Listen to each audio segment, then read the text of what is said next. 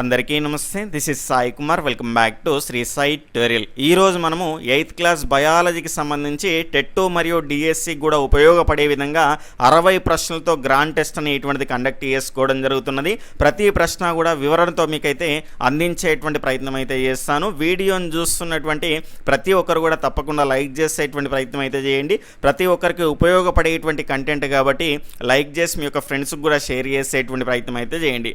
2 లక్షల సబ్స్క్రైబర్స్కి అతి చేరువలో ఉన్నాం. ఇంకా చాలామంది సబ్స్క్రైబ్ చేసుకోకుండానే చూస్తున్నారు. తప్పకుండా సబ్స్క్రైబ్ చేసుకొని పక్కనటువంటి ఆల్ నోటిఫికేషన్ బెల్ ఐకాన్ని క్లిక్ చేస్తే ఇలాంటి క్విక్ రివిజన్ వీడియోస్ అదేవిధంగా గ్రాండ్ టెస్ట్ అనేటువంటివి కూడా రెగ్యులర్గా మీరు పొందడానికి అవకాశం అనేటువంటిది ఉంటుంది. ఇక లేట్ చేయకుండా మన యొక్క మొదటి ప్రశ్నలోకి అయితే వెళ్ళిపోదాం. ఇక మొదటి ప్రశ్న కనుక చూసుకుంటే క్రింది వాటిలో సరైనవి ఏవి అనేటువంటిది ప్రశ్న. మొదటి స్టేట్మెంట్ వచ్చేసి శాస్త్రము అనేటువంటి పదము సైన్షియా అనేటువంటి గ్రీకు పదం నుండి వచ్చింది. రెండవ స్టేట్మెంటు సైన్స్ అంటే జ్ఞానాన్ని సంపాదన చేసేటువంటి విధానాన్ని తెలిపేది. మూడవ ఆప్షన్ కనుక చూసుకుంటే సైన్షియా అంటే జ్ఞానము అని అర్థము. ఇక్కడ అడిషనల్ ఆప్షన్స్ కనుక చూసుకుంటే సరైనవి ఏవి అని అడగడం జరిగింది. 1,2,3 సరైనవి, 1,2 మాత్రమే సరైంది, 2,3 మాత్రమే సరైంది, 1,3 మాత్రమే సరైంది. ఇక్కడ ఈ ప్రీమియర్ చూసేటువంటి వాళ్ళకు లైవ్ చాట్ అనేటువంటి బటన్ అనేటువంటిది ఉంటుంది. అయితే ఈ ప్రీమియర్ అయిపోయిన తర్వాత చూసే వాళ్ళకు ఈ లైవ్ చాట్ అనేటువంటి బటన్ అనేటువంటిది వర్క్ అవ్వదు. కాబట్టి ఇప్పుడు చూస్తున్న వాళ్ళంతా కూడా ఫాస్ట్గా మీ యొక్క ఆన్సర్ని ఈ లైవ్ చాట్ అనేటువంటి బటన్ ద్వారా తెలియజేసేటువంటి ప్రయత్నం అయితే చేయండి. దాని తర్వాత చూసేటువంటి వాళ్ళు ప్రీమియర్ అయిపోయిన తర్వాత చూసేటువంటి వాళ్ళు మీరు వీడియో చూసేటువంటి సందర్భంలో వీడియోని పాజ్ చేసుకొని మీ యొక్క ఎగ్జామ్ని అటెంప్ట్ చేసేటువంటి ప్రయత్నం అయితే చేయండి. ఇక్కడ దీని యొక్క సరి అయినటువంటి సమాధానం కనుక చూసుకుంటే ఆప్షన్ 3 2,3 అనేటువంటివి సరైనవి. మొదటిది సరైనది కాదు. ఎందుకు అంటే శాస్త్రము అనేటువంటి పదము సైన్షియా అనేటువంటి గ్రీకు పదం కాదండి, లాటిన్ పదం నుంచి అయితే రావడం జరిగింది. అదేవిధంగా సైన్స్ అంటే జ్ఞానాన్ని సంపాదన చేసేటువంటి విధానాన్ని తెలిపేది, ఇది కూడా సరి అయింది. దాని తర్వాత నెక్స్ట్ సైన్సియా అంటే జ్ఞానము అని అర్థము, ఇది కూడా సరి అయింది. కాబట్టి 2,3 అనేటువంటివి సరైనవి. మొదటిది కాదు, ఎందుకంటే ఇది గ్రీకు పదం నుంచి వచ్చింది కాదు, లాటిన్ పదం నుంచి అయితే రావడం జరిగింది.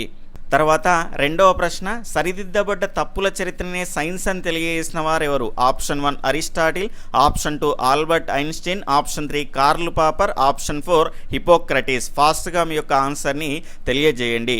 ఇక్కడ దీని యొక్క రైట్ ఆన్సర్ కనుక చూసుకుంటే ఆప్షన్ 3 కార్ల్ పాపర్ అండి. ఇక్కడ చూసుకుంటే సరిదిద్దబడ్డ తప్పుల చరిత్రనే సైన్స్ అంటారు అనేటువంటి అద్భుతమైనటువంటి నిర్వచనాన్ని ఇచ్చింది ఎవరు అంటే కార్ల్ పాపర్. ఇదే మొదటి లెసన్లో మనకు చాలా ముఖ్యమైనటువంటి మరొక నిర్వచనం అనేటువంటిది కూడా ఉన్నది.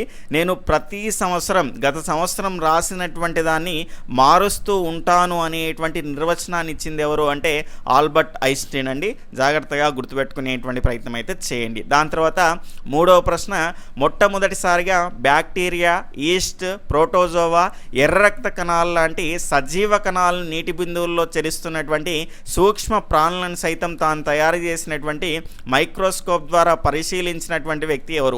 Option 1 Athanasius Kircher, option 2 Jan Swammerdam, Antonie van Leeuwenhoek, Robert Hooke అనేటువంటివి ఆప్షన్స్. ఫాస్ట్గా మీ యొక్క ఆన్సర్ని తెలియజేయండి. ఈయన ఇక్కడ దానికి ఒక రైట్ ఆన్సర్ కనుక చూసుకుంటే ఆప్షన్ 3 అండి, ఆంథోనీ వాన్ ల్యూవెన్హగ్ అండి. మొట్టమొదటిసారిగా బ్యాక్టీరియా, ఈస్ట్, ప్రోటోజోవా, ఎర్ర రక్త కణాలు లాంటి సజీవ కణాలను మరియు నీటి బిందువుల్లో చలిస్తున్నటువంటి సూక్ష్మ ప్రాణులను సైతం తాను తయారు చేసినటువంటి మైక్రోస్కోప్ ద్వారా పరిశీలించినటువంటి వ్యక్తిగా మనం చెప్పుకోవచ్చు. ఈయన ఒక వస్త్ర వ్యాపారి, నెదర్లాండ్ దేశానికి చెందినటువంటి వ్యక్తి. దాని తర్వాత ఇక్కడ చూసుకుంటే ఈయన ఒకే ఒక కటకం ఉన్నటువంటి 300 రెట్లు ఏదైనా ఒక అంశాన్ని పెద్దదిగా చేసి చూపెట్టేటువంటి మైక్రోస్కోప్ని అయితే కనిపెట్టడం ద్వారా ఈ రకమైనటువంటి అంశాలను అయితే ఆయన కనిపెట్టడం జరిగింది. 1674లో ఈ రకమైనటువంటి అంశాలని ఆయన కనుక్కోవడం జరిగింది. తర్వాత నాలుగవ ప్రశ్న వేడి చేయడం ద్వారా సూక్ష్మజీవులను చంపవచ్చని ప్రయోగపూర్వకంగా నిరూపించినటువంటి మొదటి వ్యక్తి? Option 1 Louis Pasteur, option 2 Schulze, option 3 వచ్చేసి లాజారో స్పాల్లాంజని, ఆప్షన్ 4 వచ్చేసి ఫెలిస్ ఫాంటానా. ఫాస్ట్గా మీ యొక్క ఆన్సర్ని తెలియజేయండి. తర్వాత 4వ ప్రశ్న యొక్క సరైనటువంటి సమాధానం చాలామంది ఆప్షన్ 1 అనుకుంటున్నారండి. ఆప్షన్ 1 అనేటువంటిది కాదు, ఆప్షన్ 3 ఈజ్ రైట్ ఆన్సర్ అండి. వేడి చేయడం ద్వారా సూక్ష్మజీవులను చంపవచ్చని ప్రయోగపూర్వకంగా నిరూపించినటువంటి మొదటి వ్యక్తి ఎవరు అంటే లాజారస్ పాల్లాంజనే అండి. నూతన పాఠ్య పుస్తకాల్లో మనకు క్లియర్గా ఇవ్వడం జరిగింది. పేజీ నంబర్ కనుక చూసుకుంటే 97లో క్లియర్గా మెన్షన్ చేశారు. ఇక్కడ 1768లో వేడి చేయడం ద్వారా సూక్ష్మజీవులను చంపవచ్చని ప్రయోగపూర్వకంగా నిరూపించినటువంటి మొదటి వ్యక్తి అని క్లియర్గా మెన్షన్ చేశారు, లాజారస్ పాల్లాంజని అనేటువంటి శాస్త్రవేత్తకు సంబంధించి. ఇక్కడ పాత పుస్తకాల్లో కేవలం ఇయర్ అనేటువంటిది ఏమి ఇవ్వలేదు, వేడి చేయడం ద్వారా సూక్ష్మజీవులను చంపవచ్చు అని నిరూపించినటువంటి వ్యక్తి అని ఇచ్చారు. మొదటి అనేటువంటిది ఏమి ఇవ్వలే, నూతన పుస్తకాల్లో ఇచ్చారు, క్లియర్గా చూసుకోండి. మొదటి వ్యక్తి, అదేవిధంగా ఇయర్ కూడా అక్కడ మెన్షన్ చేశారు. మరి లూయి పాశ్చర్ ఏం చేసిండు అంటే పాశ్చరైజేషన్ విధానం, అంటే వేడి చేయడం ద్వారా పాలు చెడిపోకుండా కాపాడొచ్చు అనేటువంటి విధానాన్ని ఈయనైతే కనుక్కోవడం జరిగింది. ఈయనకు సంబంధించినటువంటి పాశ్చరైజేషన్ అనేటువంటిది ఒక నిల్వ చేసేటువంటి విధానంగా మనం చెప్పుకోవచ్చు. ఇందులో భాగంగా సేకరించినటువంటి పాలను కనుక చూసుకుంటే 72 డిగ్రీల సెంటీగ్రేడ్ల వద్ద 15 నుంచి 30 నిమిషాల పాటు వేడి చేస్తారండి. దాని తర్వాత చల్లార్చి నిల్వ చేస్తారు. ఈ రకమైనటువంటి విధానాన్ని అయితే మనం చూస్తాం. అదేవిధంగా వాట్ పాశ్చరైజేషన్ అనేటువంటిది కూడా ఉంటుంది, మనకు ఇందులో వస్తుంది. క్లియర్గా మనం తెలుసుకునే ప్రయత్నం అయితే చేద్దాం. తర్వాత 5వ ప్రశ్న, వివిధ రకాల కణాల్లో కేంద్రకం ఉంటుందని కేంద్రకం కణంలో అంతర్భాగం అని తెలిపినటువంటి ఘనత వీరికి దక్కుతుంది. Option 1 Felice Fontana, option 2 Robert Brown, option 3 Robert Hooke, option 4 వచ్చేసి ల్యూవెన్ హక్ అండి. ఫాస్ట్గా మీ యొక్క ఆన్సర్ని తెలియజేసే ప్రయత్నం అయితే చేయండి. దీని యొక్క రైట్ ఆన్సర్ కనుక చూసుకుంటే ఆప్షన్ 2 ఈజ్ రైట్ ఆన్సర్ అండి. ఇక్కడ 1831లో ఈయన కణానికి సంబంధించినటువంటి కేంద్రకాన్ని అయితే కనుక్కోవడం జరిగింది. ఫెలిస్ ఫాంటానా అనేటువంటి వ్యక్తి మరియు మరికొందరు శాస్త్రవేత్తలు 18వ శతాబ్దంలో కనుక చూసుకుంటే జంతువుల బాహ్య చర్మంలోని ఉపకళా కణజాలలో కేంద్రకాన్ని అయితే చూసిండ్రు. కానీ ఇక్కడ చూసుకుంటే వివిధ రకాల కణాల్లో కేంద్రకం అనేటువంటిది ఉంటుందని, కేంద్రకం కణంలో అంతర్భాగం అని తెలిపినటువంటి ఘనత మాత్రము రాబర్ట్ బ్రౌన్కే దక్కుతుంది అనేటువంటి అంశాన్ని అయితే మనం ఇక్కడ చూస్తున్నాం. తర్వాత 6వ ప్రశ్న కనుక చూసుకుంటే క్రింది వాటిలో సరైనవి ఏవి? ఆప్షన్ 1 కనుక చూసుకుంటే ఫెలిస్ ఫాంటానా మరియు మరికొందరు శాస్త్రవేత్తలు 18వ శతాబ్దంలో మొదటిసారిగా జంతువులకు సంబంధించినటువంటి బాహ్య చర్మంలోని ఉపకళా కణాలలో కేంద్రకాన్ని అయితే చూశారు. స్టేట్మెంట్ 2 చూసుకుంటే కణం ఆవిష్కరణ తర్వాత కేంద్రకాన్ని కనుగొనడానికి దాదాపుగా 150 సంవత్సరాలు పట్టింది. సరైనవి ఏవి అనేటువంటిది ప్రశ్న. 1, 2, 1 మాత్రమే, 2 మాత్రమే, ఏది కాదు అనేటువంటివి ఆప్షన్స్ అయితే ఉన్నాయి. మీ యొక్క ఆన్సర్ని ఎంచుకోండి. ఇక్కడ దీని యొక్క సరి అయినటువంటి సమాధానం కనుక చూసుకుంటే ఆప్షన్ 2 1 ఈజ్ రైట్ అండి, సెకండ్ 1 ఈజ్ ఇన్కరెక్ట్. ఎందుకంటే ఇక్కడ చూసుకుంటే ఫెలిస్ ఫాంటానా మరియు మరికొందరు శాస్త్రవేత్తలు 18వ శతాబ్దంలో మొదటిసారిగా జంతువుల బాహ్య చర్మంలోని ఉపకళా కణజాలాల్లో కేంద్రకాన్ని చూసిండ్రు. కానీ కణం ఆవిష్కరణ తర్వాత దాదాపుగా మనకు 150 సంవత్సరాలు కాదండి, 180 సంవత్సరాల తర్వాత కేంద్రకాన్ని అయితే కనుక్కోవడం జరిగింది. కాబట్టి ఆప్షన్ 2 అనేటువంటిది wrong, option 1 is right answer. తర్వాత 7వ ప్రశ్న చూసుకుంటే క్రింది వాటిలో సరైనవేవి? స్టేట్మెంట్ 1 బుగ్గ కణాల్లో కేంద్రకం మధ్యలో కాకుండా కొంచెం పక్కగా ఉంటుంది. అదేవిధంగా ఉల్లిపొర కణాల్లో కేంద్రకం దాదాపుగా మధ్యలోనే ఉంటుంది. స్టేట్మెంట్ 3 కణద్రవ్యం అనేటువంటిది ఒక విజాతీయ పదార్థము. స్టేట్మెంట్ 4 వచ్చేసి కణద్రవ్యంలో కణాంగాలు అనబడేటువంటి త్వచంతో కూడినటువంటి నిర్మాణాలు, సంక్లిష్ట రసాయనాలు కూడా ఉంటాయి. సరైనవి ఏవి అనేటువంటిది క్వశ్చను. 1, 2, 3, 4 అనేటువంటివి సరైనవి. 1, 3 మాత్రమే, 1, 2 మాత్రమే, 3, 4 మాత్రమే. ఫాస్ట్గా మీ యొక్క ఆన్సర్ని అయితే తెలియజేయండి.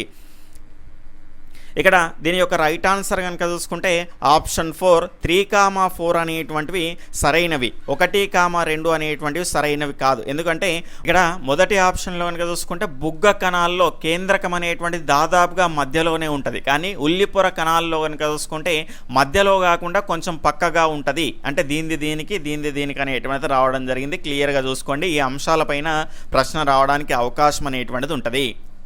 తర్వాత 8వ ప్రశ్న క్రింది వాటిలో సరైనటువంటి జతలు ఏవి? ఇక్కడ స్టేట్మెంట్ 1 అతి చిన్న బ్యాక్టీరియా కణం 0.1 నుండి 0.5 మైక్రోమీటర్లు ఉంటుంది. స్టేట్మెంట్ 2 మానవుని కాలేయ కణాలు మరియు మూత్రపిండ కణాలు 20 నుండి 30 మైక్రోమీటర్ల వరకు అయితే ఉంటాయి. అదేవిధంగా మానవుని నాడీ కణం సుమారు 90 నుంచి 100 మైక్రోమీటర్లు అయితే ఉంటుంది. దాని తర్వాత ఇక్కడ ఆస్ట్రిచ్ గుడ్డు పరిమాణం కనుక చూసుకుంటే 17 సెంటీమీటర్లు ఇంటూ 18 సెంటీమీటర్లు అయితే ఉంటుంది. ఉంటుంది. ఇక్కడ సరైనటువంటి జతల్ని మనము అడగడం అయితే జరిగింది. 1 2 3 4 1, 2, 3 1, 2, 4 2, 3, 4 అండి. ఇది 4 అనేటువంటిది. ఫాస్ట్గా మీ యొక్క ఆన్సర్ని తెలియజేయండి. ఇక్కడ దీని యొక్క సరి అయినటువంటి సమాధానం కనుక చూసుకుంటే ఆప్షన్ 3 అండి. 1, 2, 4 అనేటువంటివి సరైనటువంటిది. ఇక్కడ మూడవటువంటిది ఎందుకు సరైంది కాదు అంటే మానవుని యొక్క నాడీ కణం అనేటువంటి సుమారుగా మనకు 90 నుంచి 100 మైక్రోమీటర్లు కాదండి, సెంటీమీటర్లు అనేటువంటిది ఉంటుంది. జాగ్రత్తగా చూసుకోవాల్సినటువంటి అవసరం అయితే ఉంటుంది. ఈ మిగిలినటువంటి 3 కూడా సరి అయినటువంటి అంశాలే. సజీవులలో ఉండేటువంటి కణాలు అనేటువంటివి చాలా చిన్న పరిమాణంలో ఉంటాయండి. అందుకే మనం ఇక్కడ మైక్రాన్లలో చూస్తాం కాబట్టి మైక్రాన్ అంటే మీటర్లో మిలియన్ వంతు అని కూడా మనం చెప్పుకుంటాం. ఆ అంశాలను కూడా ఒకసారి క్లియర్గా మీరు చూసుకునేటువంటి ప్రయత్నం అయితే చేయండి. తర్వాత 9వ ప్రశ్న, క్రింది వాటిలో సరైనవి ఏవి? స్టేట్మెంట్ 1, కణం యొక్క పరిమాణం అది నిర్వర్తించేటువంటి విధులపైన ఆధారపడి ఉంటుంది. స్టేట్మెంట్ 2, ఏనుగులోను మనిషిలోనూ ఉండేటువంటి నాడీ కణం పొడవుగాను శాఖాయుతంగాను ఉంటుంది. అది రెండింటిలోనూ కూడా సమాచారాన్ని బదిలీ చేయడం అనేటువంటి ఒకే రకమైనటువంటి విధిని నిర్వహిస్తుంది అనేటువంటిది రెండో స్టేట్మెంట్. సరైనవి ఏవి అని అయితే అడగడం జరిగింది. క్వశ్చన్ చదివేటప్పుడే మీరు సరైనవి అడిగారా లేదంటే సరికానిది అడిగారా అనేటువంటి అంశాన్ని క్లియర్గా చూసుకోవాలి. ఆన్లైన్ ఎగ్జామ్లో మాత్రం కానిది సంబంధించనిది అలాంటి నెగిటివ్ వాటిని మనకు ఇక్కడ హైలైట్ చేయడం జరుగుతుంది, అంటే బోల్డ్గా ఇవ్వడం జరుగుతున్నది. కాబట్టి అవి సులభంగా గుర్తుపట్టుకోవచ్చు. ఆన్లైన్ ఎగ్జామ్ రాసేటప్పుడు ఇబ్బంది అనేటువంటిది ఏమీ ఉండదు. ఇక్కడ సరైనవి అయితే అడగడం జరిగింది. 1, 2 1 మాత్రమే, 2 మాత్రమే, ఏది కాదు. ఫాస్ట్గా మీ యొక్క ఆన్సర్ని తెలియజేయండి. ఇక్కడ దీని యొక్క రైట్ ఆన్సర్ ఆప్షన్ 1, 1, 2 కూడా సరి అయినటువంటి అంశాలే అవుతాయి. క్లియర్గా చూసుకోండి. దాని తర్వాత జీవి యొక్క పరిమాణం అనేటువంటిది ఆ జీవిలో ఉండేటువంటి కణాలకు సంబంధించినటువంటి ఈ అంశం పైన ఆధారపడుతుంది. జీవిలోని కణాల సంఖ్య మీద, కణం యొక్క పరిమాణం మీద. ఇక్కడ ఆప్షన్స్ కనుక చూసుకుంటే 1, 2 కూడా సరైనవి, అదేవిధంగా 1 మాత్రమే, దాని తర్వాత 2 మాత్రమే, ఏది కాదు అనేటువంటి ఆప్షన్స్ అయితే ఉన్నాయి. ఫాస్ట్గా మీ యొక్క ఆన్సర్ని తెలియజేయండి. ఇక్కడ దీని యొక్క రైట్ ఆన్సర్ కనుక చూసుకుంటే ఆప్షన్ 2, 1 మాత్రమే సరైంది, రెండవది కాదండి. జీవి యొక్క పరిమాణం అనేటువంటిది ఆ జీవిలో ఉండేటువంటి ఈ కణాలకు సంబంధించినటువంటి సంఖ్య మీద ఆధారపడి ఉంటుంది, కానీ పరిమాణం మీద ఆధారపడి ఉండదు. ఆ అంశాన్ని మీరు గుర్తుపెట్టుకోవాలి. దాని తర్వాత చూసుకుంటే 11వ ప్రశ్న, క్రింది వాటిలో సూక్ష్మ ఆర్థోపోడాలకు సంబంధించనిది. ఇక్కడ ఆప్షన్ 1 సైక్లాప్స్, ఆప్షన్ 2 గజ్జిక్రిమి, ఆప్షన్ 3 డాఫ్నియా, ఆప్షన్ 4 వచ్చేసి కోకస్. సంబంధించనిది అని అడగడం జరిగింది, అంటే నెగిటివ్ అనేటువంటిది అడుగుతున్నాము. క్లియర్గా చూసుకోండి. ఇక్కడ దీని యొక్క రైట్ ఆన్సర్ కనుక చూసుకుంటే ఆప్షన్ 4 అండి. ఇక్కడ సైక్లాప్స్, గజ్జిక్రిమి, డాఫ్నియా ఇవన్నీ కూడా సూక్ష్మ ఆర్థోపోడాలకు సంబంధించినవి. కోకస్ అనేటువంటిది ఇది బ్యాక్టీరియాకు సంబంధించి పాత పుస్తకాల్లో కాకై అని ఉంటుంది, కొత్త పుస్తకాల్లో చూసుకుంటే కోకస్ అనేటువంటిది అయితే ఉంటుంది. ఇది బ్యాక్టీరియా అనేటువంటిది చూసుకోండి. నెక్స్ట్, తట్టు గౌద పిల్లలకు వాడేటువంటి టీకా ఏది? Option 1 BCG, option 2 వరిసెల్లా, option 3 MMR, option 4 వచ్చేసి DPT. ఇక్కడ దీని యొక్క సరి అయినటువంటి సమాధానాన్ని చూసుకుంటే ఆప్షన్ 3 MMR టీకా అనేటువంటిది తట్టు గౌద పిల్లలకు వాడతారు. BCG అనేటువంటి బ్యాక్టీరియా ద్వారా వచ్చేటువంటి క్షయ నివారణకైతే వాడడం జరుగుతుంది. అదేవిధంగా వరిసెల్లా అనేటువంటిది కనుక చూసుకుంటే మశూచి నివారణకైతే వాడతారు. ఇది వైరస్ ద్వారా వస్తుంది. మశూచి నివారణకు వరిసెల్లా. అదేవిధంగా DPT అనేటువంటిది అందరికీ తెలిసిందే మీకు.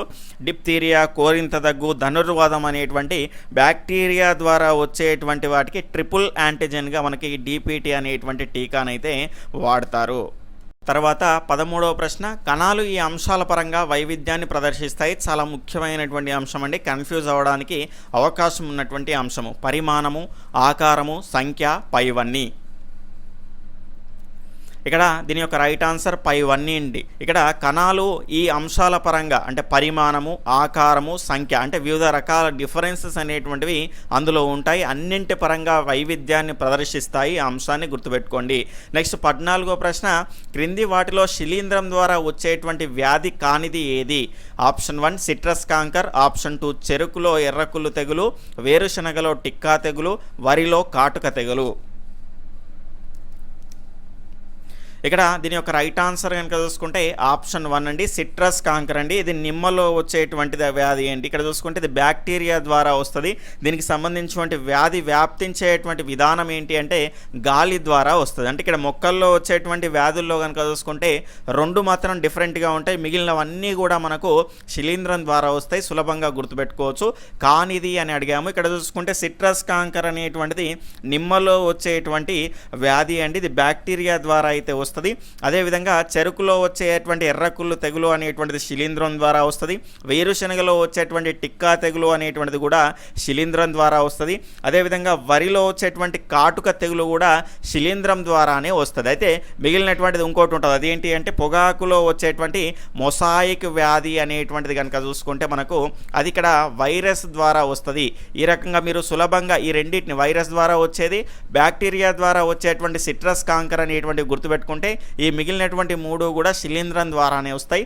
ఆ రకంగా మీరు సులభంగా గుర్తుపెట్టుకోవచ్చు. నెక్స్ట్ ఇక్కడ 15వ ప్రశ్న, HTST యొక్క పూర్తి అబ్రివేషన్ ఏమిటి? Option 1 high temperature short time pasteurization, option 2 వచ్చేసి high temperature short time pasteurization, అదేవిధంగా ఇక్కడ ఆప్షన్ 1లో ప్రెసిపిటేషన్ అని ఇవ్వడం జరిగింది. దాని తర్వాత ఆప్షన్ 3లో చూసుకుంటే high temperature short time pasteurization అనేటువంటిది 3వది. ఆప్షన్ 4 అనేటువంటిది ఏది కాదు. ఫాస్ట్గా మీ యొక్క ఆన్సర్ని తెలియజేయండి. ఇక్కడ దీని యొక్క రైట్ ఆన్సర్ కనుక చూసుకుంటే ఆప్షన్ 2 అండి, high temperature short time pasteurization అనేటువంటిది దీని యొక్క సరి అయినటువంటి అబ్రివేషన్ అనేటువంటిది అవుతుంది. దాని తర్వాత 16వ ప్రశ్న, డాక్టర్ రొనాల్డ్ రాస్ గారికి నోబెల్ బహుమతి ఏ సంవత్సరంలో వచ్చింది? ఆప్షన్ 1 1905, ఆప్షన్ 2 1903, ఆప్షన్ 4 1904, ఆప్షన్ ఇక్కడ 3 అనేటువంటిది 1904, ఆప్షన్ 4 వచ్చేసి 1902. ఇక్కడ దీని యొక్క రైట్ ఆన్సర్ చూసుకుంటే 1902 అనేటువంటిది రైట్ ఆన్సర్ అనేటువంటిది అవుతుంది. దాని తర్వాత నెక్స్ట్ ఇక్కడ ఒక జీవి శిశోత్పాదక జీవా లేదంటే అండోత్పాదక జీవా అని తెలుసుకోవడానికి ప్రధానమైనటువంటి సూచికలు ఏంటి అనేటువంటిది ప్రశ్న. ఆప్షన్ 1 చెవుల యొక్క నిర్మాణము, ఆప్షన్ 2 వచ్చేసి ఇక్కడ చర్మంపై వెంట్రుకలు, ఆప్షన్ 3 అంటే A అండ్ B 2 కూడా, ఆప్షన్ 4 వచ్చేసి ఏదీ కాదు. ఇక్కడ దీని యొక్క రైట్ ఆన్సర్ కనుక చూసుకుంటే ఆప్షన్ 3 A అండ్ B అనేటువంటివి 2 కూడా సరి అయినటువంటివే. ఒక జీవి అండోత్పాదక జీవా లేదంటే శిశోత్పాదక జీవా అని తెలుసుకోవాలంటే ఇవి 2 కూడా చాలా ముఖ్యమైనటువంటి అంశాలు. చెవులు బయటకు కనిపిస్తూ చర్మం పైన వెంట్రుకలు ఉంటే వాటిని మనం శిశోత్పాదక జీవులు అంటాము. అదేవిధంగా చెవులు బయటకు కనిపించకుండా చర్మంపై వెంట్రుకలు లేకుండా ఈకల్ లాంటి నిర్మాణాలు ఉంటే వాటిని అండోత్పాదక జీవి అనేటువంటి దాన్ని మనం అనుకుంటాం. కాబట్టి ఖచ్చితంగా ఈ 2 కూడా ముఖ్యమైనటువంటి అంశాలే. తర్వాత 18వ ప్రశ్న, క్రింది వాటిలో జీవులకు సంబంధించిన ప్రత్యుత్పత్తికి సంబంధించి సరికాని జతలు ఏవి? ఆప్షన్ 1 హైడ్రా కోరకీభవనము, ఈస్ట్ కోరకీభవనము, అమీబా ద్విధా విచ్చిత్తి. సరికాని జతలను అడిగాము. 1 2 3, 1 మాత్రమే, 2 మాత్రమే, ఏదీ కాదు. ఫాస్ట్గా మీ యొక్క ఆన్సర్ని తెలియజేయండి. ఇక్కడ దీని యొక్క రైట్ ఆన్సర్ కనుక చూసుకుంటే ఆప్షన్ 4 అండి, ఏదీ కాదు. ఎందుకంటే ఇక్కడ సరి కానివి అని అడగడం జరిగింది. ఇవన్నీ కూడా సరి అయినటువంటి జతలే. హైడ్రాలో కోరకీభవనం ద్వారా మనకు దానికి సంబంధించిన ప్రత్యుత్పత్తి అనేటువంటి జరుగుతుంది. ఈస్ట్లో కూడా కోరకీభవనమే. అమీబాలో కనుక చూసుకుంటే ద్విధా విచ్చిత్తి, అంటే ఇక్కడ మనకు తల్లి జీవి 2 పిల్ల జీవులుగా ఇక్కడ విడిపోతుంది. దాన్ని మనం ద్విధా విచ్చిత్తి అనేటువంటి అంశాన్ని మనం అనుకుంటాం. కాబట్టి ఇవి 3 కూడా సరి అయినటువంటి అంశాలే. ఆప్షన్ 4 అనేటువంటిది ఏదీ కాదు అనేటువంటి దీని యొక్క రైట్ ఆన్సర్. ఎందుకంటే ఇవి 3 కూడా సరి అయినవే, సరి కాంది అడిగారు కాబట్టి. తర్వాత 19వ ప్రశ్న, క్రింది వాటిలో సరైనవి. స్టేట్మెంట్ 1, డాలీ అనే సరికొత్త గొర్రెను జూలై 5, 1996లో క్లోనింగ్ ద్వారా సృష్టించారు. స్టేట్మెంట్ 2, ఈ డాలీకి నల్ల ముఖం కలిగినటువంటి స్కాటిష్ ఆరగొర్రెకి సంబంధించిన పోలికలు వచ్చాయి. డాలీ ఊపిరితిత్తులకు సంబంధించిన వ్యాధికి గురై ఫిబ్రవరి 14, 2003లో చనిపోయింది. సరైనవేవి అని అడగడం జరిగింది. 1, 2, 3 అంటే పైవన్నీ సరైనవే. 1, 2 మాత్రమే, 2, 3 మాత్రమే, 1, 3 మాత్రమే. ఫాస్ట్గా మీ యొక్క ఆన్సర్ని తెలియజేయండి. దీని యొక్క రైట్ ఆన్సర్ కనుక చూసుకుంటే ఆప్షన్ 4 1,3 మాత్రమే సరైంది. ఇక్కడ రెండవది సరైంది కాదు. ఈ డాలికి నల్ల ముఖం కలిగినటువంటి స్కాటిష్ ఆడగొర్రె యొక్క పోలికలు రాలేదండి. ఫిన్ డార్సెట్కి సంబంధించినటువంటి గొర్రె యొక్క పోలికలు వచ్చినాయి. మరి తల్లి ఇదే కదా అంటే ఇక్కడ చూసుకుంటే ఫిన్ డార్సెట్ గొర్రె యొక్క స్తన గ్రంథుల నుంచి ఒక కణాన్ని సేకరించి నల్ల ముఖం కలిగినటువంటి స్కాటిష్ ఆడగొర్రె యొక్క కేంద్రకం తీసేసినటువంటి అండంలో ప్రవేశపెట్టిండ్రు. అంటే కేంద్రకం తీసేసిందంటే ఇక్కడ దానికి ఆ పోలికలు అనేటువంటివి రాలేదు స్కాటిష్ ఆడగొర్రె యొక్క. అంటే దీని తల్లి స్కాటిష్ ఆడగొర్రె అయినప్పటికీ కూడా ఫిన్ డార్సెట్ నుంచి స్తనగ్రంథుల నుంచి ఒక కణాన్ని తీసుకుని అందులో పెట్టిండ్రు కాబట్టి కేంద్రం తీసేసినటువంటి స్కాటిష్ ఆడగొర్రె యొక్క అండంలో, కాబట్టి దీనికి ఫిన్ డార్సెట్ యొక్క పోలికలు అనేటువంటివి రావడం జరిగింది. ఇక్కడ పాపం అది లవర్స్ డే రోజున ఫిబ్రవరి 14 2003లోనైతే చనిపోవడం జరిగింది. ఆ రకంగా గుర్తుపెట్టుకుంటే ఇది గుర్తుంటుంది. తర్వాత 20వ ప్రశ్న, శుక్రకణాలు చెల్లించడానికి కావాల్సినటువంటి శక్తిని ఇస్తూ ఉండేటువంటి మైటోకాండ్రియాలు శుక్రకణం యొక్క ఏ భాగంలో ఉంటాయి? తల భాగంలో, తోక భాగంలో, మధ్య భాగంలో, పైవన్నింటిలో? ఇక్కడ దీని యొక్క రైట్ ఆన్సర్ ఆప్షన్ 3 మధ్య భాగంలో ఉంటాయండి. ఇవి శుక్రకణాలు చెలించడానికి కావాల్సినటువంటి శక్తిని అయితే ఇస్తాయి. ఆ మైటోకాండ్రియాలు అనేటువంటివి మధ్య భాగంలో ఉంటాయి. ఈ శుక్రకణంలో మొత్తంగా 3 భాగాలు ఉంటాయి. తల భాగము, తోక భాగము, మధ్య భాగము అనేటువంటివి. ఈ మధ్య భాగంలో మనకు మైటోకాండ్రియాలు అనేటువంటివి కనిపిస్తాయి. నెక్స్ట్ 21వ ప్రశ్న, క్రింది వాటిలో సరికానిది ఏది? స్టేట్మెంట్ 1, ఆడమ్స్ యాపిల్ మన స్వరపేటిక యొక్క పాక్షిక పెరుగుదల వలన ఏర్పడుతుంది. స్టేట్మెంట్ 2 వచ్చేసి స్వరపేటికలో 9 మృదులాస్తులు ఉంటాయి. స్టేట్మెంట్ 3 వచ్చేసి థైరాయిడ్ మృదులాస్తి ఈ 9 మృదులాస్తుల్లో పెద్దది. ఇక్కడ సరికానిది ఏది అనేటువంటిది అడగడం జరిగింది. 1,2 ఇక్కడ 1 మాత్రమే, 2,3 మాత్రమే, ఏది కాదు అనేటువంటివి ఆప్షన్స్. మీ యొక్క ఆన్సర్ని తెలియజేయండి. ఇక్కడ దీని యొక్క రైట్ ఆన్సర్ కనుక చూసుకుంటే ఆప్షన్ 4 అండి, ఏది కాదు. ఎందుకంటే ఇవన్నీ కూడా సరి అయినటువంటి అంశాలే. ఆడమ్స్ యాపిల్ అనేటువంటిది మన యొక్క స్వరపేటిక యొక్క పాక్షిక పెరుగుదల వలన మనకి ఇక్కడ ఏర్పడుతుంది. స్వరపేటికలో కనుక చూసుకుంటే మృదులాస్తులు అంటే మెత్తని ఎముకలు అనేటువంటివి ఉంటాయి. ఎన్ని అంటే 9 ఉంటాయి. ఈ థైరాయిడ్ మృదులాస్తి అనేటువంటిది 9 మృదులాస్తుల్లో పెద్దది. ఇవి 3 కూడా సరి అయినటువంటి అంశాలే. సరి కాంతి అడిగాడు కాబట్టి ఏది కాదు అనేటువంటిది రైట్ ఆన్సర్ అవుతుంది. ఇక్కడ నెక్స్ట్ 22వ ప్రశ్న, ఈ హార్మోన్ అండం ఉత్పత్తికి అవసరమయ్యేటువంటి పాలికిల్స్ను ప్రేరేపించి అండాల విడుదల, పురుషుల్లో ముష్కాలకు సంబంధించినటువంటి వాటిని ప్రేరేపించి శుక్రకణాలు ఉత్పత్తి అయ్యేటట్లు చేస్తుంది.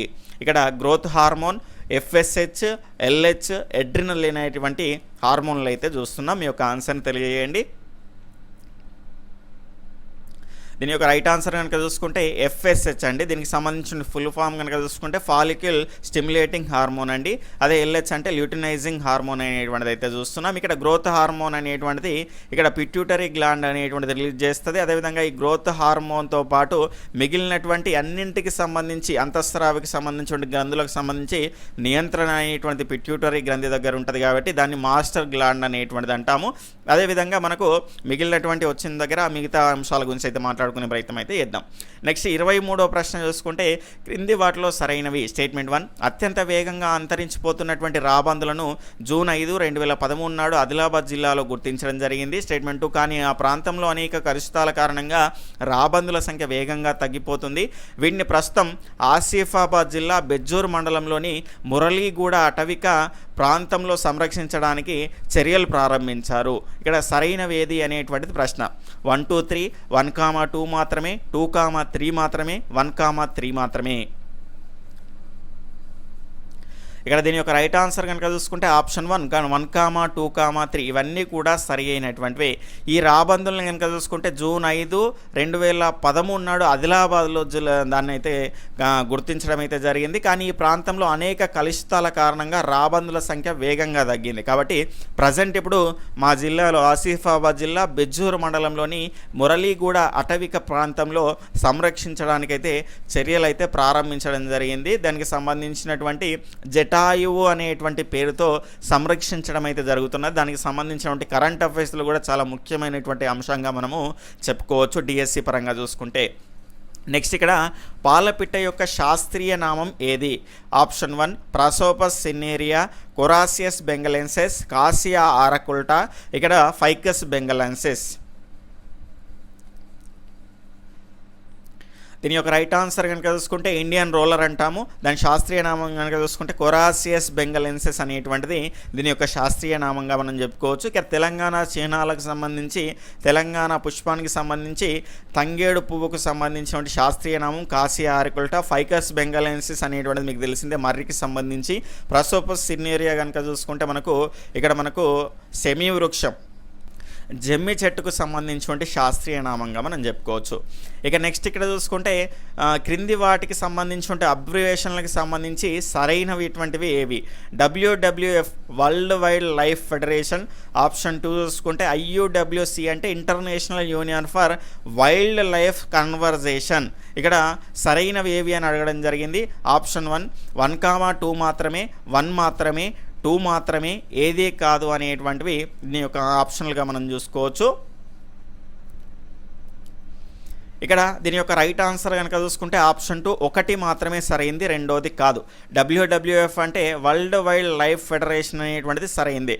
IUWC అంటే international union for wild life conservation అండి, కన్వర్జేషన్ అనేటువంటిది కాదు. క్లియర్గా మనం చూసుకోవాల్సినటువంటి అవసరం అయితే ఉంటుంది. ఇది రాంగ్, ఇది సరైనటువంటిది.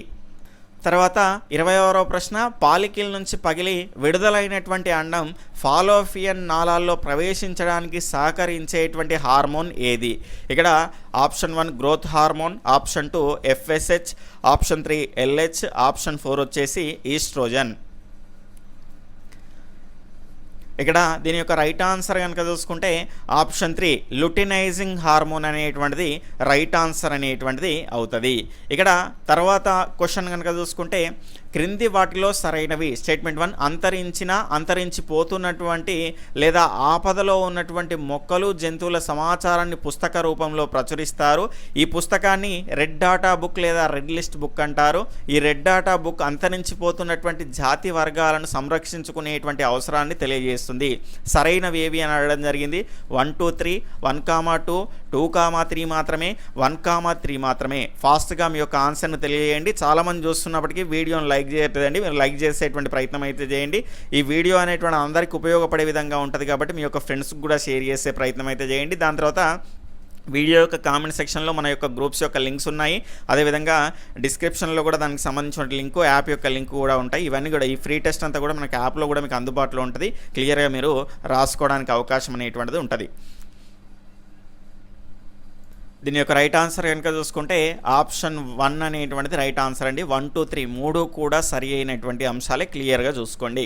దాని తర్వాత నెక్స్ట్ అంశం చూసుకుంటే పశ్చిమ కనుమలలో అద్భుతమైనటువంటి వైవిధ్యానికి నిలయాలు. ఇక్కడ సుమారు ఎన్ని జాతులకు చెందినటువంటి విభిన్న రకాలైనటువంటి మొక్కలు అనేటువంటివి ఉన్నాయి?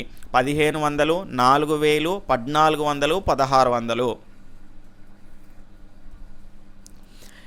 ఇక్కడ దీని యొక్క రైట్ ఆన్సర్ కనుక చూసుకుంటే ఆప్షన్ 2 4000 అండి. అంటే మొత్తము అడిగాము. ఇక్కడ పశ్చిమ కనుమలలో అద్భుతమైనటువంటి జీవ వైవిధ్యానికి నిలయాలు. ఇక్కడ సుమారు ఎన్ని జాతులకు చెందిన, అంటే ఎన్ని ఉన్నాయి అని అడిగాము డైరెక్ట్గా. ఎన్ని అంటేనేమో 4000.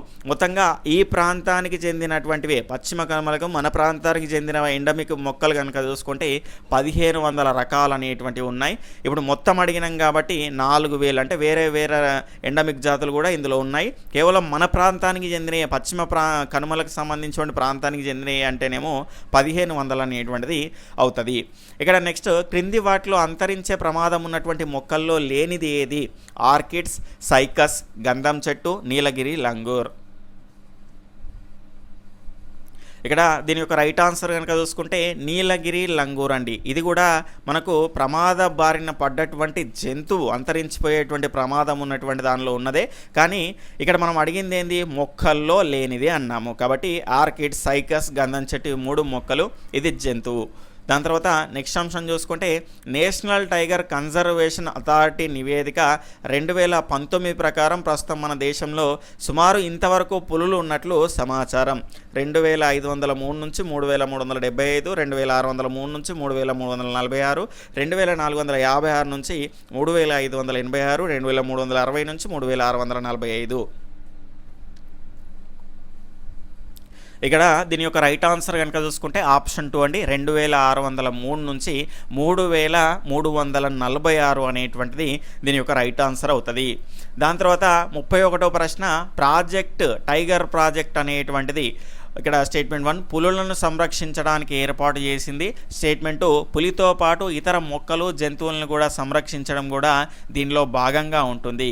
ఇక్కడ ఆప్షన్ 1, 2, ఆప్షన్ 1, ఆప్షన్ 2, ఆప్షన్ 4 అనేటువంటిది ఏది కాదు. అంటే సరైనటువంటి అంశాలని మనం గుర్తించాలి. ఇక్కడ దీని యొక్క రైట్ ఆన్సర్ కనుక చూసుకుంటే ఆప్షన్ 1, 1, 2 కూడా సరి అయినవే.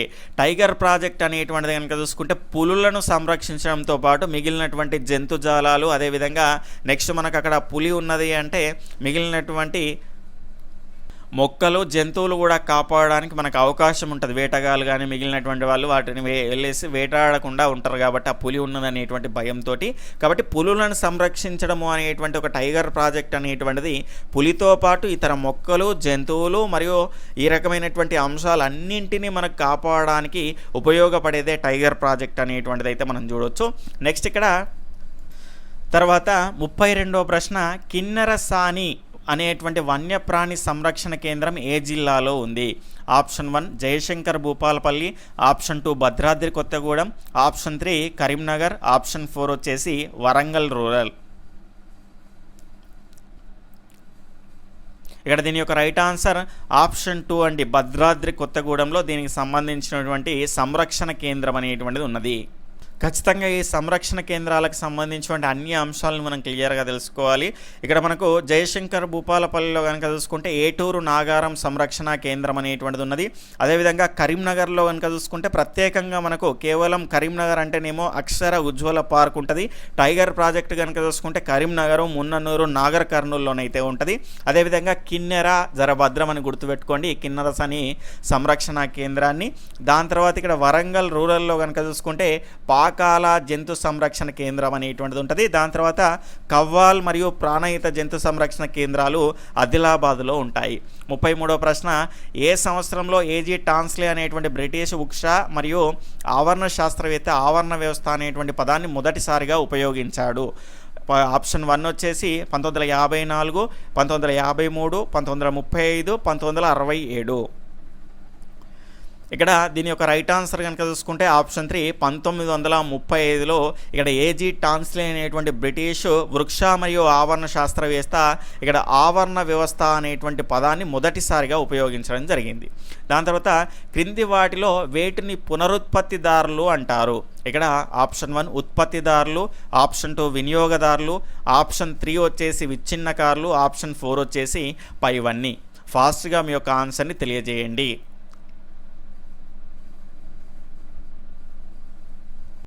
ఇక్కడ దీని యొక్క సరి అయినటువంటి సమాధానం కనుక చూసుకుంటే ఆప్షన్ 3 విచ్ఛిన్నకారులు అండి. చాలామంది ఇక్కడ దీనికి సంబంధించి ఉత్పత్తిదారులు అనుకుంటున్నారు, కానీ అది కాదండి. ఇక్కడ దీనికి రైట్ ఆన్సర్ కనుక చూసుకుంటే ఆప్షన్ 3 విచ్ఛిన్నకారులు.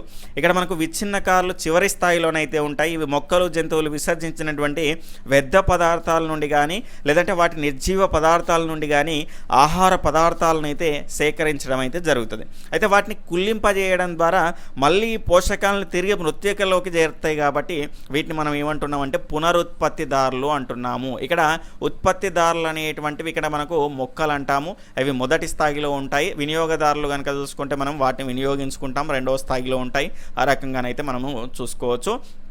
నెక్స్ట్ క్రింది వాటిలో విచ్ఛిన్నకారులకు సంబంధించినది ఏది అన్నాడు.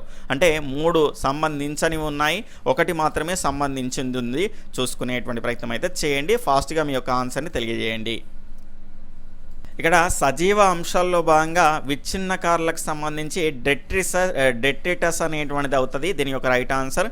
మరి డాఫ్నియా గొట్టం పురుగులు అనేటువంటివి కనుక చూసుకుంటే వినియోగదారులకు సంబంధించినవి. స్పైరోగైరా కనుక చూసుకుంటే ఇది ఒక శైవలం, దీనికి సంబంధించి ఇది మనకు ఉత్పత్తిదారులకు సంబంధించినటువంటి అంశం అయితే అవుతుంది.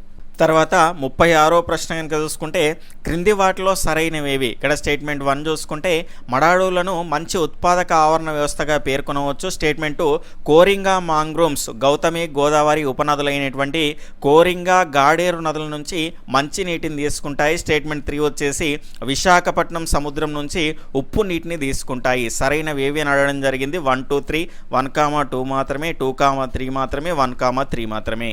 ఫాస్ట్గా మీ యొక్క ఆన్సర్ని తెలియజేయండి.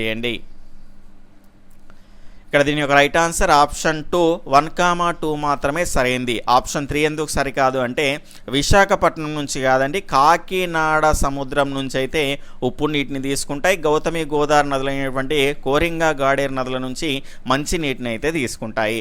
ఇక్కడ 37th క్వశ్చన్ కనుక చూసుకుంటే అడవి ఆవరణ వ్యవస్థలో వృక్షాలను వీటిని అనుసరించి వర్గీకరిస్తారు. వృక్షాల వయస్సు, శీతోష్ణ స్థితి, మృత్తికా రకాలు, పైవన్నీ. ఫాస్ట్గా మీ యొక్క ఆన్సర్ని తెలియజేయండి.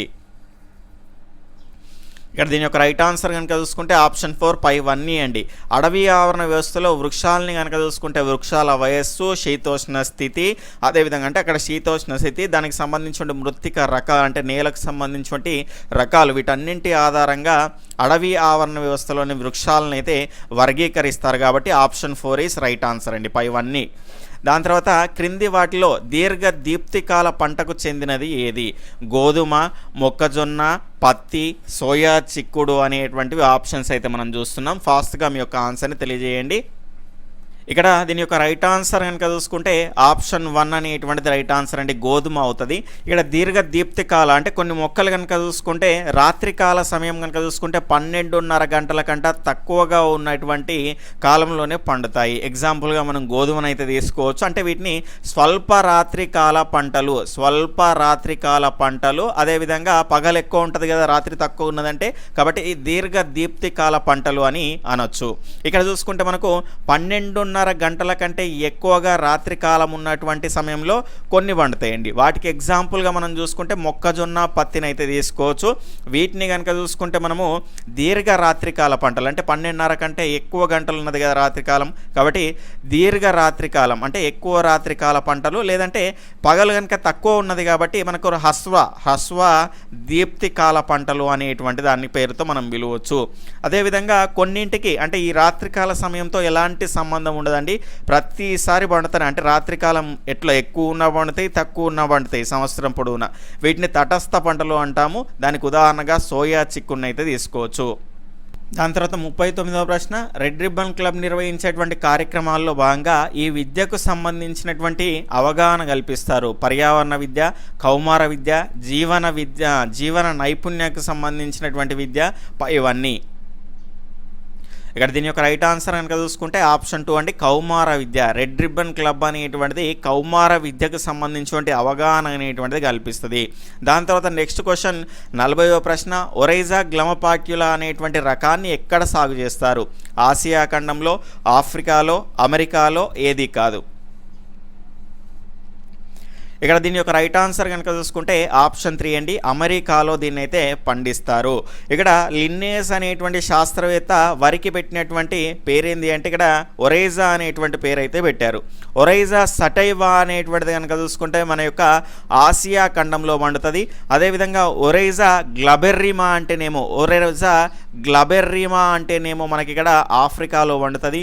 ఒరైజా గ్లమపాట్యులా అంటేనేమో అమెరికాలో పండుతుంది. దాని తర్వాత 41వ ప్రశ్న, వరి పొలాల్లో కనిపించేటువంటి కలుపు మొక్కల్లో లేనిది ఏది? వంజ, వరివిల్లు గడ్డి, సుఖభోగి, గునుగు. ఫాస్ట్గా మీ యొక్క ఆన్సర్ని తెలియజేయండి. ఇక్కడ దీని యొక్క రైట్ ఆన్సర్ కనుక చూసుకుంటే గునుగు అండి. గునుగు అనేటువంటిది కూరగాయ పంటల్లో ఉండేటువంటి కలుపు మొక్కగా మనం చెప్పుకుంటాం. ఇక్కడ చూసుకుంటే వరి పొలాల్లో కనిపించేటువంటి కలుపు మొక్కలు వంజ, దాని తర్వాత గరిక, వరివిల్లు గడ్డి, సుఖభోగి, దారక, బురగతుంగ అనేటువంటివి వరిలో కనిపించేటువంటి కలుపు మొక్కలు. అదేవిధంగా కూరగాయల పంటల్లో గునుగు, గడ్డి, చామంతి, జీలుగ, తుంగ, గోలగొండి అనేటువంటివి అయితే ఉంటాయి. దాని తర్వాత నెక్స్ట్ చూసుకుంటే పొగాకు మల్య, అదేవిధంగా మిరపలో కనుక చూసుకుంటే పులిచింత, అదేవిధంగా పత్తిలో కూడా పులిచింత అనేటువంటి వాటికి సంబంధించి మనం సాధారణంగా కనిపించేటువంటి కలుపు మొక్కల్లో చూసుకోవచ్చు. ఇక్కడ లేనిది అడిగాం కాబట్టి ఈ 3 కూడా వరి పొలాల్లో ఉండేటువంటివి, ఈ గునుగు మాత్రం కూరగాయల మొక్కల్లో ఉండేది. తర్వాత 42వ ప్రశ్న, క్రింది వాటిలో జంతువులను మచ్చిక చేసుకున్న కాలాలలో సరికాంది కుక్క క్రీస్తుపూర్వం 30,000 నుంచి 7,000 వరకు. ఇక్కడ గొర్రె క్రీస్తుపూర్వం 11,000 నుండి 9,000 తగ్గుతుంది ఏందని చూడకండి, క్రీస్తుపూర్వం అంటే ఎక్కువ నుంచి తక్కువకే ఉంటుంది. దాని తర్వాత పంది కనుక చూసుకుంటే క్రీస్తుపూర్వం 8,000, మేక క్రీస్తుపూర్వము 7,000. ఇక్కడ సరికానిది అడిగాము. ఫాస్ట్గా మీ యొక్క ఆన్సర్ని తెలియజేయండి. 1,2, 3,4 లేదంటే 1,4 ఏది కాదా? రైట్ ఆన్సర్ చూసుకుంటే ఆప్షన్ 2 అండి, 3,4 అనేటువంటిది సరికావు. ఎందుకంటే ఇక్కడ పంది కనుక చూసుకుంటే మచ్చిక చేసుకున్నటువంటి కాలము క్రీస్తు పూర్వం 9,000 సంవత్సరం అండి. అదేవిధంగా నెక్స్ట్ మేక చూసుకుంటే మనకి క్రీస్తు పూర్వం 8,000. ఇక మిగిలినవన్నీ కూడా సరి అయినటువంటివి. ఇక్కడ దీన్ని సులభంగా మీరు గుర్తుపెట్టుకోవాలంటే కేజీపీఎం అని గుర్తుపెట్టుకోండి. కేజీపీఎం, కే అంటేనేమో కుక్క, దాని తర్వాత జీ అంటేనేమో గొర్రె, పి అంటేనేమో పంది, ఎం అంటే మేక. ఈ సంవత్సరాలను కూడా మనకు రెగ్యులర్గా మనం గుర్తుపెట్టుకుంటే ఒకసారి మనం పడుకున్నప్పుడు లేదంటే తింటా ఉన్నప్పుడు ఏదో ఒకసారి ఆలోచనలు మనము రివిజన్ చేసుకుంటూ ఉంటే ఇలాంటి అంశాలు ఎక్కువగా గుర్తుంటాయి మనకు. ఇలాంటివి ప్రతిసారి చదువుతూ ఉండేటువంటి అంశాలు. నెక్స్ట్ ఇక్కడ క్రింది వాటిలో అత్యధికంగా పాలను ఉత్పత్తి చేస్తున్నటువంటి దేశం ఏది? ఇక్కడ మన గ్రాఫ్ అనేటువంటిది ఉంటుంది ఆ పాఠ్యాంశంలో. ఇక్కడ క్లియర్గా చూసుకోండి. భారతదేశము, Israel, New Zealand, Australia. Right answer కనుక చూసుకుంటే ఆప్షన్ 2 ఇజ్రాయిల్. అంటే ఇక్కడ మనకు జంతువుల నుండి ఆహార ఉత్పత్తి అనేటువంటి పాఠ్యాంశంలో కనుక చూసుకుంటే మనకు ఇక్కడ హోల్స్టీన్, జెర్సీ వచ్చినటువంటి ఆ స్థానంలో కనుక చూసుకుంటే లెఫ్ట్ సైడ్ మనకు ఒక గ్రాఫ్ అనేటువంటిది కనిపిస్తుంది. అందులో మనకు క్లియర్గా ఉంటుందండి ఇజ్రాయిల్ అనేటువంటిది. 44వ ప్రశ్న చూసుకుంటే చిల్కా గేదెకు సంబంధించి సరైనవి ఏవి? స్టేట్మెంట్ 1, చిల్కా సరస్సులో రాత్రి సమయంలో మాత్రమే ఈ గేదెలు మేతమేస్తాయి. వీటి పాలు ఉప్పగా ఉంటాయి. రిఫ్రిజిరేటర్లో ఉంచితే పాలు దాదాపుగా వారం రోజుల పాటు చెడిపోకుండా ఉంటాయి. సరైనవి ఏవి అని అడగడం జరిగింది. ఇక్కడ 1, 2, 3, 1,2 మాత్రమే, 1,3 మాత్రమే, 2,3 మాత్రమే అనేటువంటివి ఆప్షన్స్గా మనం చూస్తున్నాం. ఫాస్ట్గా మీ యొక్క ఆన్సర్ని తెలియజేయండి. ఇక్కడ దీని యొక్క రైట్ ఆన్సర్ కనుక చూసుకుంటే ఆప్షన్ 2 అండి, 1,2 మాత్రమే సరైంది, మూడవది కాదు. రిఫ్రిజిరేటర్లో ఉంచితే కాదండి, ఉంచకపోయినా కూడా ఈ పాలు వారం రోజుల పాటు చెడిపోకుండా ఉంటాయి. అదే దీనికి సంబంధించినటువంటి ప్రత్యేకత. ఎందుకంటే చిల్కా సరస్సులో రాత్రి సమయంలో మేసేటువంటి సందర్భంలో వాటి పాలు ఉప్పగా ఉంటాయి కాబట్టి సహజంగా వాటికి ఆ గుణం అనేటువంటిది రావడం జరిగింది. అందుకే దానికి ఆ ప్రత్యేకమైనటువంటి ప్రత్యేకత అనేటువంటిది ఉన్నది. కోడిగుడ్ల ఉత్పత్తిలో భారతదేశం ప్రపంచంలో ఎన్నో స్థానంలో ఉంది? 1వ, 2వ, 3వ, 7వ? రైట్ ఆన్సర్ ఆప్షన్ 3 3వ అండి. గుడ్ల ఉత్పత్తిలో కనుక చూసుకుంటే 3వ స్థానంలో, అదేవిధంగా మాంసం ఉత్పత్తిలో 7వ స్థానంలోనైతే ఉంటుంది. తర్వాత 46వ ప్రశ్న, ఆవులలో జెర్సీ మరియు హోల్స్టీన్ జాతి ఆవులు వరుసగా ఏ దేశాలకు చెందినవి? Denmark, England, England Denmark, England Europe, Denmark Europe.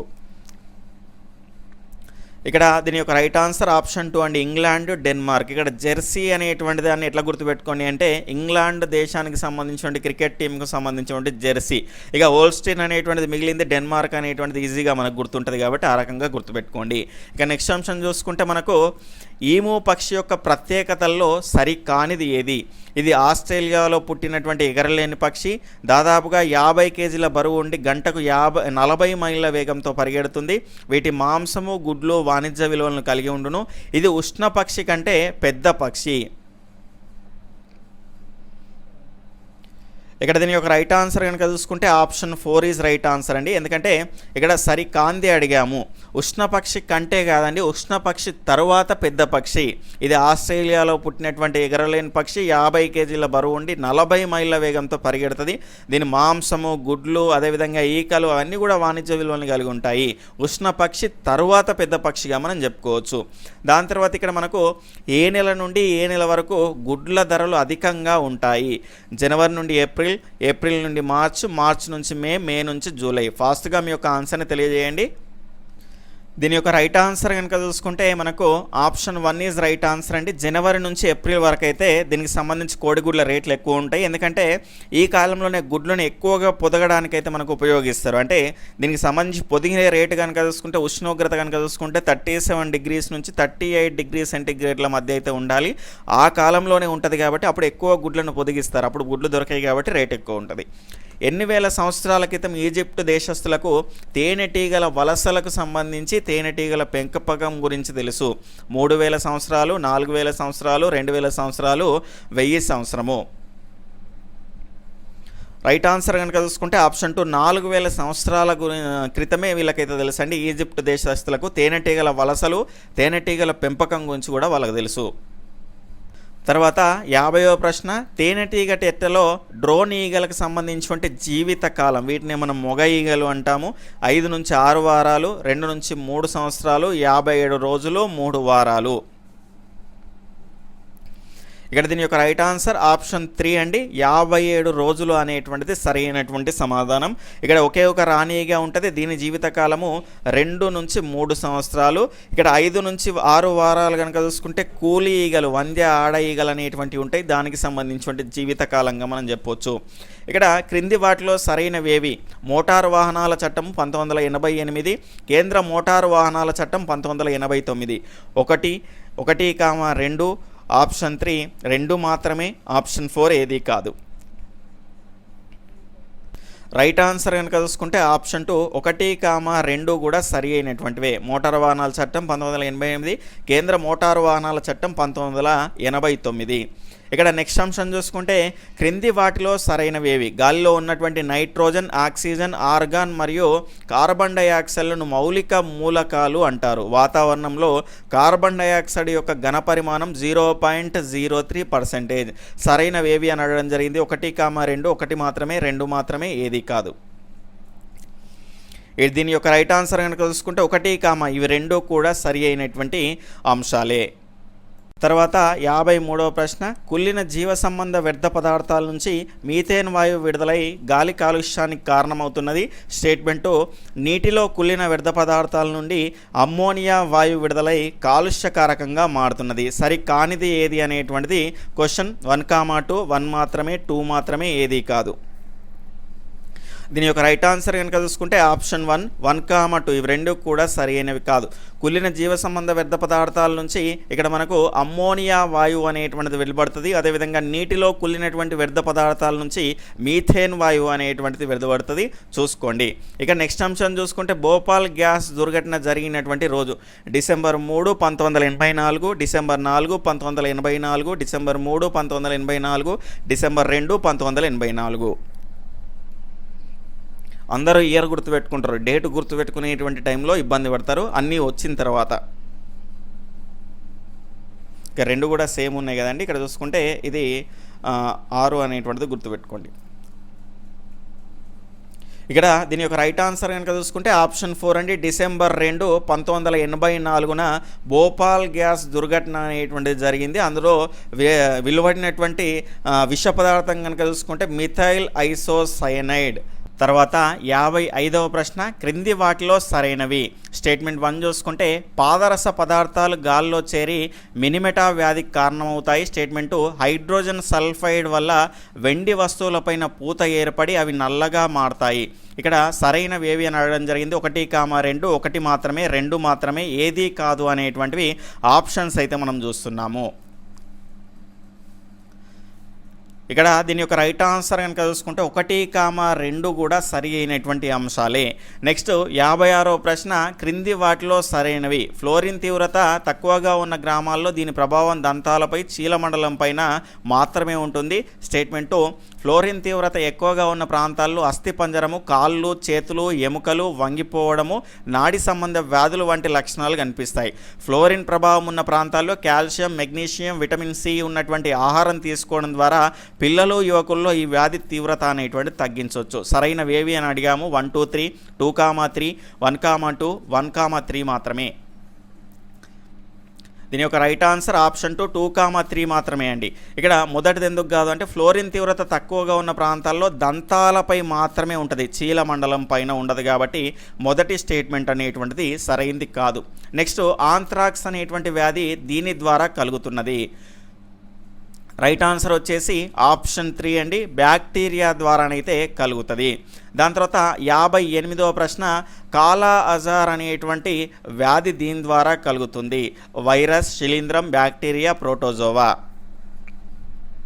ఇక్కడ దీని యొక్క రైట్ ఆన్సర్ కనుక చూసుకుంటే ఆప్షన్ 4 అండి. ప్రోటోజోవా వల్ల కాలా అజార్ అనేటువంటి వ్యాధి అనేటువంటిది వస్తుంది. నెక్స్ట్ హెపటైటిస్ ఏ అనేటువంటి వ్యాక్సిన్ ఏ వ్యాధి రాకుండా చూస్తుంది? కామెర్ల వ్యాధి, కాలా అజార్, ఆంథ్రాక్స్, క్షయ. దీని రైట్ ఆన్సర్ కనుక చూసుకుంటే ఆప్షన్ 1 కామెర్ల వ్యాధి రాకుండా చూస్తుంది. మాంసం ఉత్పత్తిలో భారతదేశం ప్రపంచంలో ఎన్నో స్థానంలో ఉంది? 1వ, 2వ, 3వ, 7వ. ఇప్పుడే మనము ఇంతకుముందే చెప్పుకున్నాము. ఆప్షన్ 4 ఈజ్ రైట్ ఆన్సర్ అండి.